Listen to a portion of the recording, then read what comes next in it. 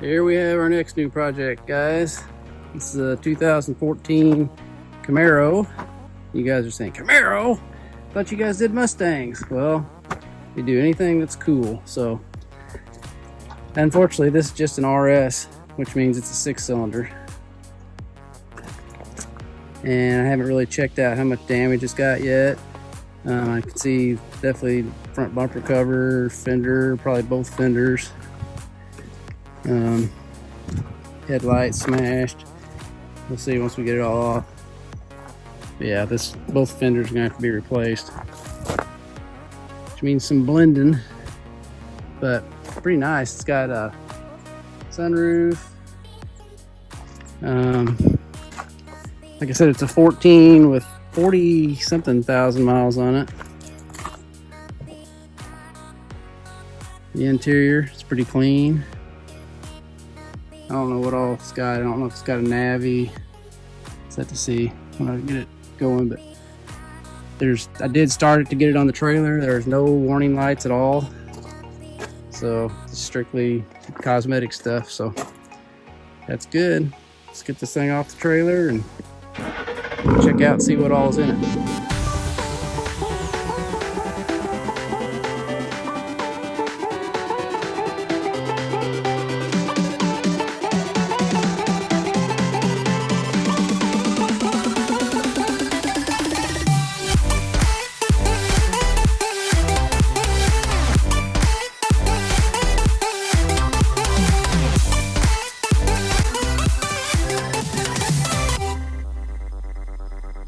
Well, I finally got the Camaro back in the shop here. Before I start tearing it apart, I need to give you guys a little bit of a backstory on this situation that's going on here.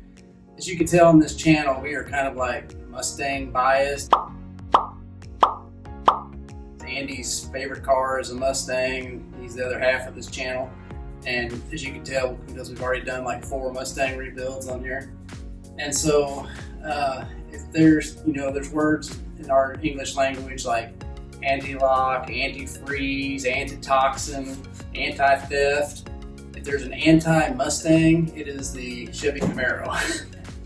So Andy came to me a while back and said, hey, I want to invest in the next rebuild project. I said, okay, you can go in with me and whatever profits we make, we'll split it. So he doesn't know that the next rebuild project is the his favorite car. So he's coming over today to see the new project and what he has as his first investment as an adult. So I hate to see what he's gonna say when he sees that it's this. All right, so let's get started on this thing. The first thing I wanna do before we start tearing it apart is get it back outside and get it cleaned up. And I don't know if you heard us talking about this earlier, if I mentioned this yet, but this thing reeks inside. It stinks to high heaven. It smells like a basketball team got in this thing right after a triple overtime and rubbed themselves all over the seats. So it looks clean in here, but man, it stinks. So part of the process of cleaning this thing is going to be shampooing everything. I'm not sure if we're going to take the seats out or not, but it's not like a chemical smell. It just smells like BO. So that's going to be part of this cleaning, but not right now. We're going to just do the outside and get it back in here and get it tore apart so we know what to order. As soon as I can find the keys, I think I put them in the dish that Andy made for me. Yep, there it is. All right, guys, it's time to pick the winner of this week's t-shirt giveaway. All you had to do to be entered in to win was just comment Solstice at the bottom of the video. Looks like we had 7 comments at the bottom of the video last week, and so we're just going to go to the random number generator to make sure it's all fair and square. Generate. Okay, looks like comment number 1. Adam Norris, congratulations, you won a free rebuild t-shirt.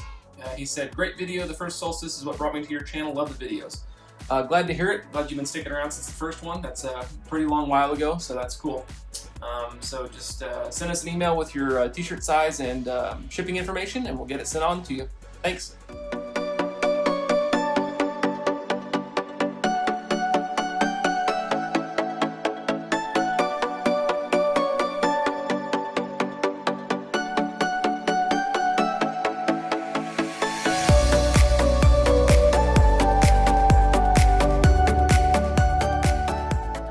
right, so now that she's nice and clean, she still stinks to high heaven, but she's nice and clean. We will start by jacking it up, getting that front tire off, and getting the inner fender liner off on both sides so that we can remove that front bumper. And then we'll really see what kind of damage we got behind there. So let's start with that. So I'm sure some of you are asking, why would you do that to poor Andy and make him invest in his first investment be a car that he hates? Well, isn't it our duty as fathers to broaden the horizons of our sons and to give them a greater world view so that they have other experiences in life other than just what they're accustomed to growing up? I think it is. So that's what I'm doing.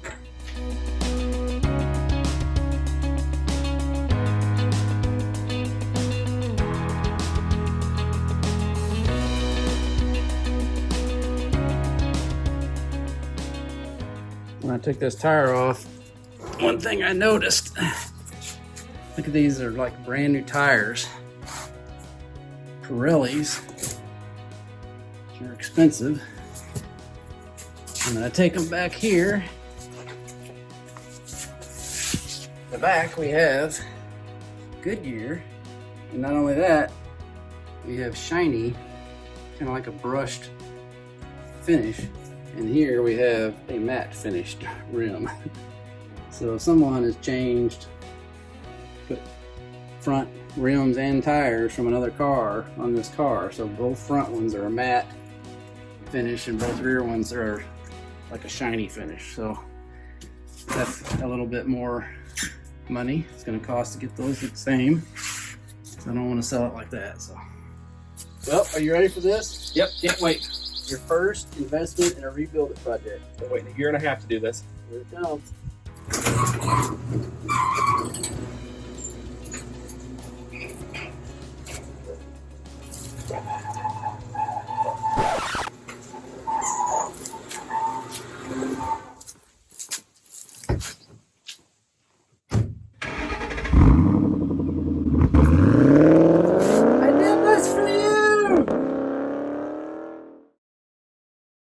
Andy, I'm glad you came back after you thought about it. I mean, it's just a car.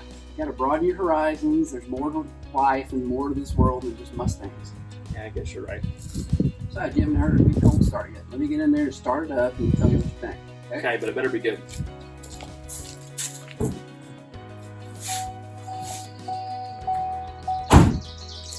Here we go.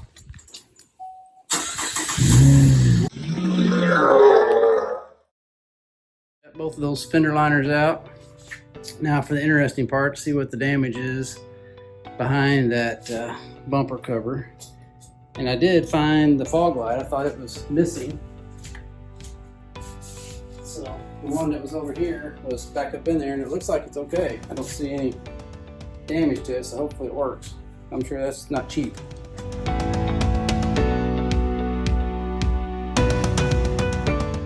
Alright, so let's first take a look at the bumper cover. As I mentioned, we've got that one other good fog light, so I think both of those are good.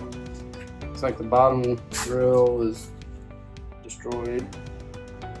License plate holder, those aren't, believe it or not, those are like $50 every time you order those, so that's good. Maybe the upper grill is good. We'll have to wait till we get it out of there. I don't know if this is a separate, yeah, I think that's a separate piece, so that grill might be okay. I'm sure that's expensive. We got all these little trim pieces here that are, looks like those are broken. Then on this side we have, of course, I think this headlight's good. I don't see anything broken on that. That one's destroyed for sure. And we got to find out, I think those are the xenon. I'll have to look at the numbers and make sure. So those are expensive. And looks like this crash bar pad is destroyed over there, so we'll need another one of those. But the crash bar is good. So we'll use that. Might have a little bend in it up in here, but that's no big deal. And I do see right here, you can see the insurance company marked this, which we couldn't see in the auction.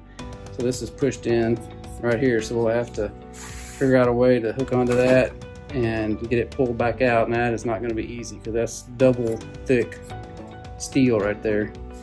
But all the rest of the stuff is straight. No damage to the radiator or anything mechanical. And it looks like the wiring harness is okay. So next step in tearing it apart is to take off those lower sill pieces, sill trim down there. And it lets us get to the bottom screws on those fenders so we get the fenders off. And then we can see back what's behind that. So I've got that sill plate down on the passenger side off. And that is a pain to get off, but I'll show you on the other side how I did it. So there it is. There it is. So now that lets me get to all the screws to get the fender off. So I'll go ahead and let the car back down and get that fender off. We'll see back what's behind there.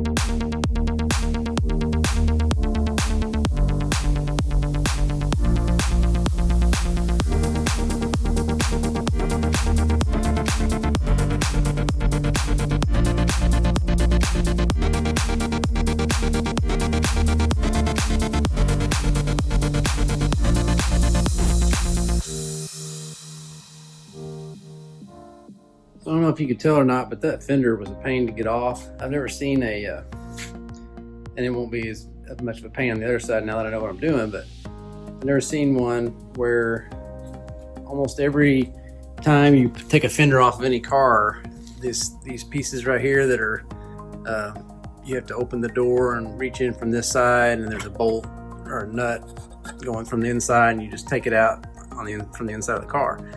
Well, this one has one of those up here, so you take the bolt out from this way, but on this one down here, this is a welded on stud, and so this is just a slot in the fender that just slides in like this, so you just have to loosen this up, but it's on the inside of this. So this foam piece is on there, and then there's this piece right here that screws on.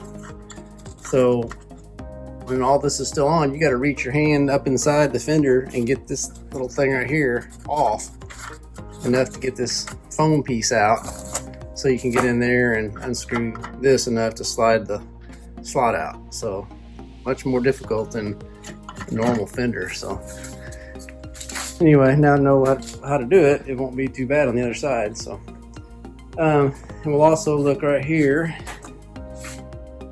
I don't see any damage back up in there, by the way. So it looks like this right here is the only like steel damage. In fact, I don't know if it's even still got the plug on it, but okay. So what I think I'll do is I've got a little piece, a clamp like they use on frame machines ordered, and I'm gonna do the redneck version of a frame machine, and I'm gonna clamp on here. And it's supposed to be a self-tightening, like once you pull on it, the tighter it gets, the harder you pull.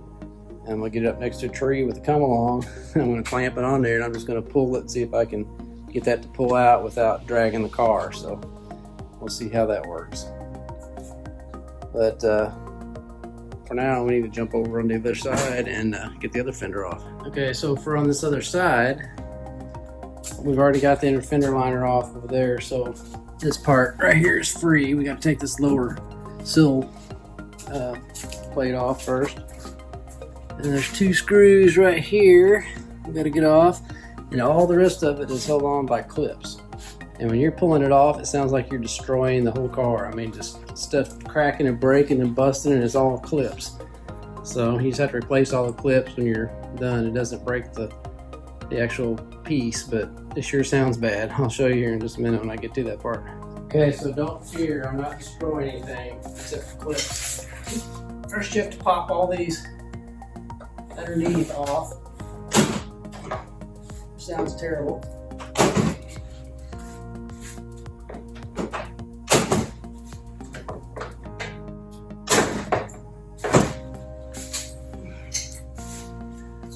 Okay, so now the bottom ones are loose. You can see now there's top ones all through here. And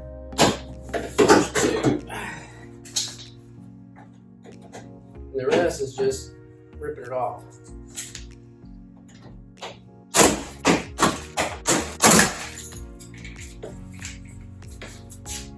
Okay, so that's off. Nothing broke with clips. So just buy a pack of clips and put it right back on. Here's the clips I'm talking about. You can see that.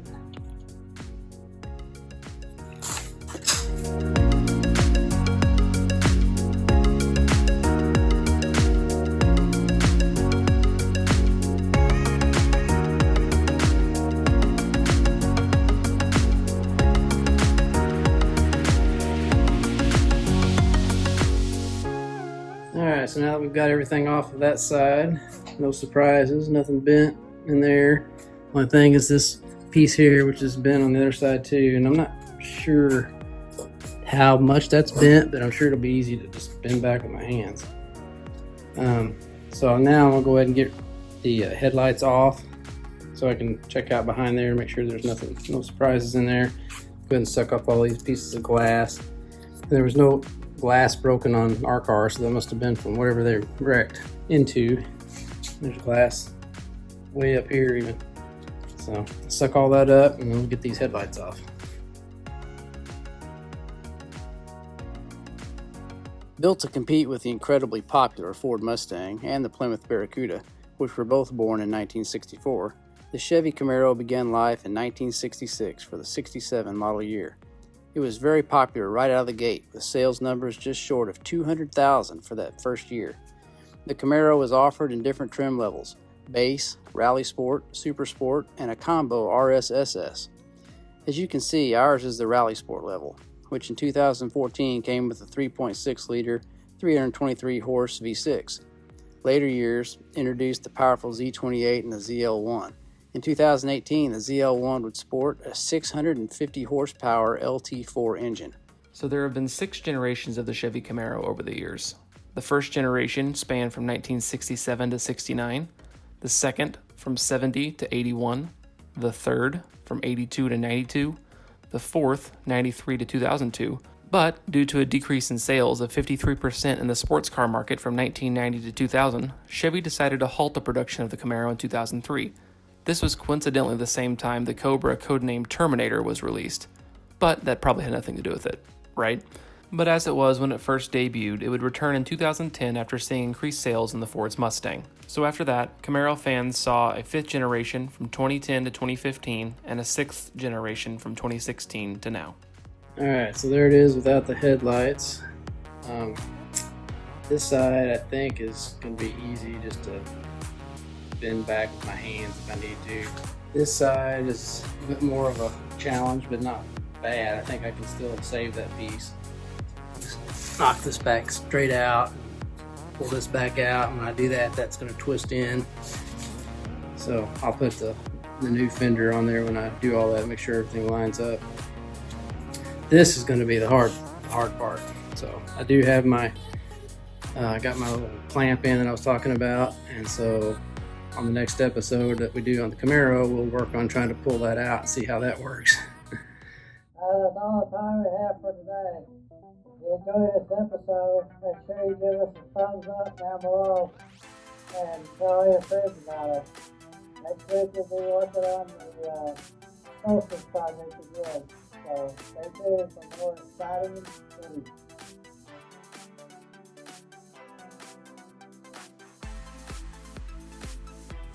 And always remember, don't retire it if you can rebuild it. See you guys next week.